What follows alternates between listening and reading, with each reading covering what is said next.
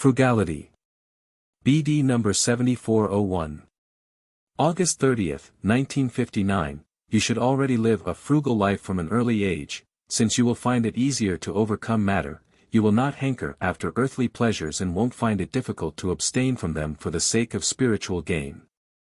But the more the greed for earthly pleasure is aroused, the more the soul will have to combat it, for its cravings will always prevent its striving for spiritual values because it captivates its senses, and they cannot easily detach themselves from material things which merely provide the body with a feeling of well-being but which are and will remain detrimental for the soul. Therefore, it is indeed advisable to suggest a certain amount of fasting to people, but this fasting only consists of limiting everything that the senses avidly desire. The human being is not entirely forbidden from enjoying things, it is just that through excess pleasure he can damage himself by rendering these very senses unsuitable for receiving spiritual knowledge, while a conqueror, someone who can control himself and is satisfied with little, can easily be open-minded for possessions of a spiritual nature, because he is no longer hampered by matter but has subjugated it through his will. Frugality can never be damaging but can always be of use, whereas an excessive amount is always harmful, and no person will ever take possession of spiritual goods who only satisfies his body's needs and cannot find the right measure.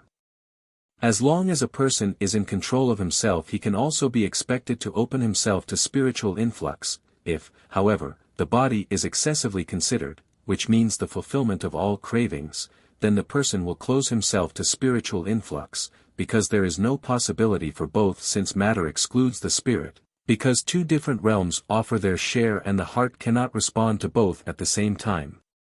Nevertheless, the human being has been granted a certain measure, for whatever the body needs for continued existence may be desired by the person in taken possession of.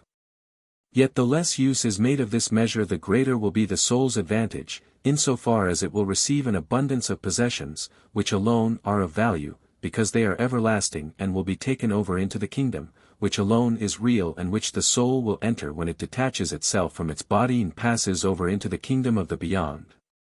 Then it will receive abundantly because it had been satisfied with less than what was at its disposal on earth.